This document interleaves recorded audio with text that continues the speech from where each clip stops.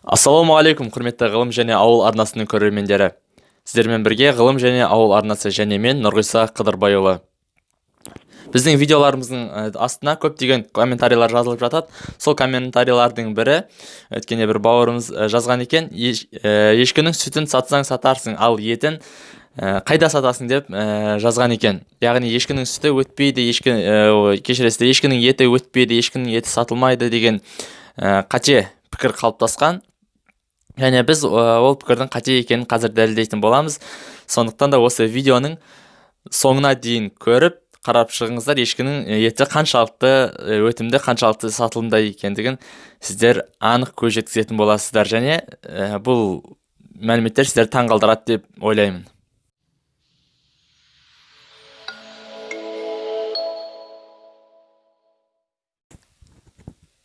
Егер де ғылыми тұрғыдан алып қарайтын болса, қазір нақты мәліметтерге сүйене отырайық. Жер бетінде қазір 7,5 миллиардтай адам бар. Сол 7,5 миллиард адам күніне 7,3 миллиард балық жейді екен. Әрқайсысы сонда шамамен бір балықтан жеп тұрған есебінде келеді. Ал үйректен көрейік. Үйректен күніне 11 миллион үйрек сойылады. Етке, әрине адамдарға.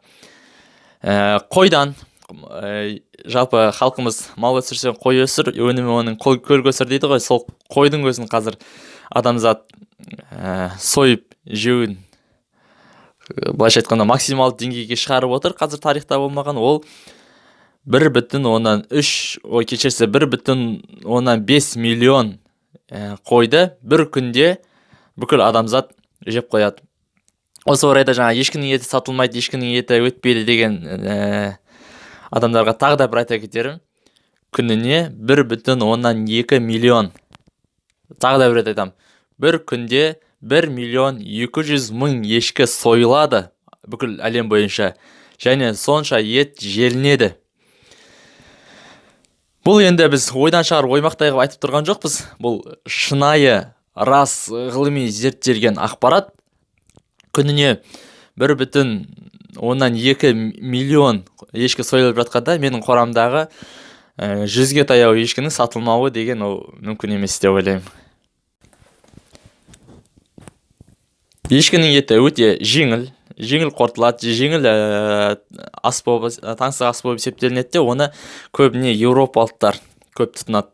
Және олар 6 айға дейінгі лақтың етін көп жейді.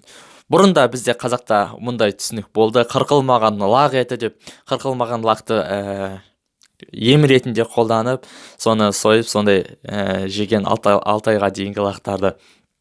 Тіпті біздің жаңағы бұрынғы шаруашылыққа үлкен кісілер, үлкен тексерістер кеңес үкіметі заманында келген кезінде, жоғары жақтан үлкен тексерістер келген кезінде, тоқты сояйын, қой сояйын, қошқар сояйын деп жатқан кезінде, жоқ, онда ештеңе керек емес, маған қырқылмаған лақ сой деп, қырқылмаған лақ етін жеп кеткен. Сондықтан да бұл кісілер әрине білген, малдың жайын білген, малдың еттің дәмдісін білген. Сондықтан қырқылмаған лақ еті, осы біздің ата-бабамыз өте сондай қадірлеген, білген, оның қаншалықты пайдалы екенін. Қазір қырқылмаған лақ еті Италияда ең құнды ас болып есептелінеді. Қырқылмаған лақты олардың несімен бағасымен есептегенде тіпті стейктердің бағасынан әлденеше есе қымбатқа сатылады, және қымбат ресторандарда лақ еті деп осындай сатылымға шығарылып жатады. Кеңес үкіметі тұсында біздің аталарымыз қатты ашуланған екен. Әсіресе менің атам, бабам, Сарыбай бабам, совхоздың малы деген сөзді естісе ашуланады екен. Балаларына ешкімге совхоздың малы деген сөзді айтқызбайды екен. Бірде әкемнің айтып бергені бар. Мен байқамай, совхоздың малы біз несіне қосылып кетіпті, қошқарлар қосылып кетіп совхоздың малына деп едім. Маған қабағын түйіп тұрып, ай балам, совхоздың малы деген несі? Совхоздың қай атасында мал қапты? Ол бұрынғы қазақтардың малы. Жекешелендіру кезінде өзіңнің аталарының малы деп жекешелеу кезінде тартып алынған деп, соны әрдайым ұмытпай балаларына айтып жүрген екен. Және қазір міне Құдайға шүкір, өз малымыз өзімізде, өз күніміз өзімізде. Және осы осындай бейбіт заманда, осындай жақсы заманда мал өсірмеу, оны баптамау, оны қарамау, мал бақпау, ол біздің жаңағы аталарымызға жасап жатқан қиянат болып есептелінеді.